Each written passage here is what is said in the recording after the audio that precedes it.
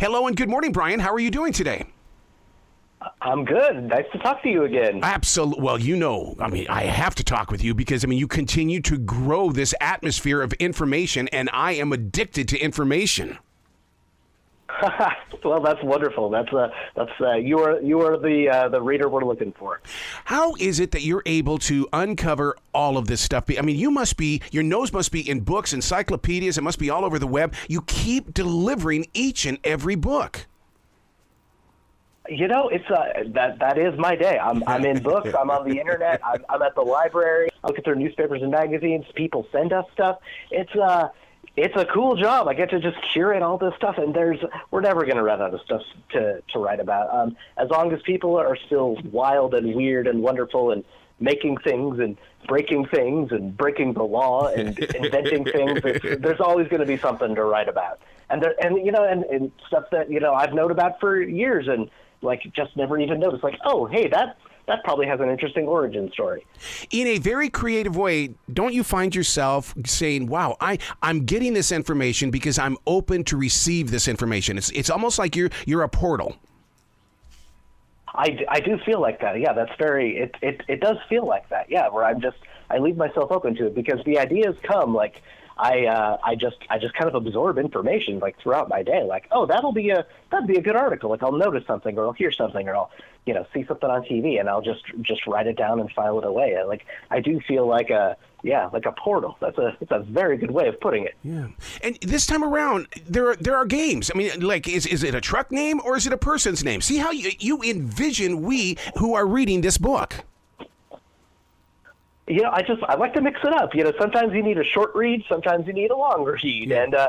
and sometimes you don't want to read a wall of text. You just want to, do something silly, try to guess whether the name belongs to an American Gladiator or a monster truck. What are we going to learn in this new book? You're going to learn a lot of origins, a lot of really trivial stuff. You're going to learn a lot of really fascinating stuff about stuff that you think that you didn't know, like Mork and Mindy. Robin Williams was not the original actor in mind for that part. Really?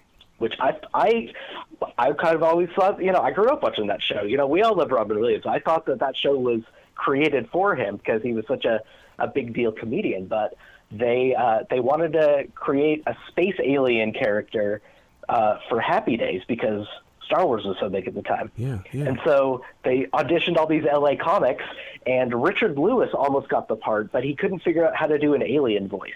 It kept coming out Scandinavian, he said. So he said, look, Robin Williams is auditioning after me. Just go ahead and hire him. He is exactly who you want for this part to play a zany space alien, and he was right. Yeah, but though, he couldn't have held his own on that in the way, because I thought Pam Dauber and everybody else around him, they to me, it was a gelled team. It was the perfect atmosphere for Robin to be, Mork. Yeah, great chemistry. Another fun fact about Mork and Mindy is they changed the way TV was made. Before then, sitcoms were filmed with 3 cameras. Yeah. They added a 4th camera just to catch Robin Williams ad-libbing and improvising and doing, his shtick, basically. So now live-action sitcoms are filmed with 4 cameras because of Robin Williams. See, that's the reason why I love your books, Uncle John's Bathroom Reader. And the reason why is because you take something like Mork and Mindy, which is still on TV, because I watch it on WeTV, and they're able to give us these old shows. You take subjects that it's still in our lives today. Yeah, as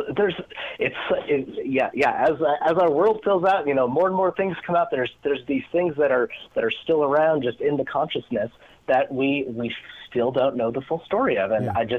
I think that's so cool. Goldfish crackers. I learned how goldfish crackers came about because a Nazi code breaker after World War II made this machine to make goldfish crackers because his wife was a Pisces. He's like, I'll make these mini crackers and I'll make fish shaped. Well, because my wife's star symbol is a fish, of course. It's just there's nothing mundane in the world. Everything has a story. Everything has layers to it. Don't you think that everything that you put into these pages, it really is just another way of communicating? And as you uncover it, it's like, oh my God, this has a connection to communications. Absolutely, it's kind of sacred, honestly. Like the more we learn, about each other. We connect with each other. The world is a little bit less mysterious. That's knowledge is power, and it's really just nice to know you learned something and to just demystify something for yourself.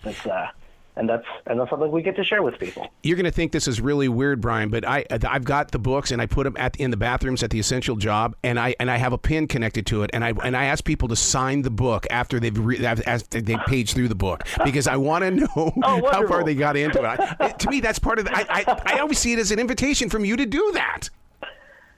Absolutely, sure. I mean, that's what I love about these is you can open it up and you'll find something. You'll find something that interests you. We try to cover as many subjects as possible, and you can just kind of open it random and find something on history, find something on science, find something on pop culture, a trivia quiz. Like it's luck of the draw.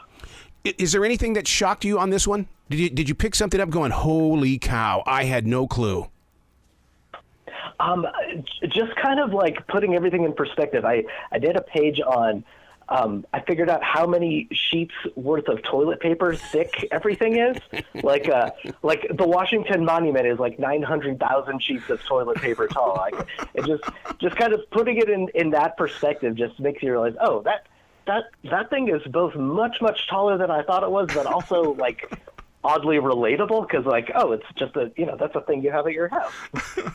Where can people go to find out more about you and really dig into what you're delivering?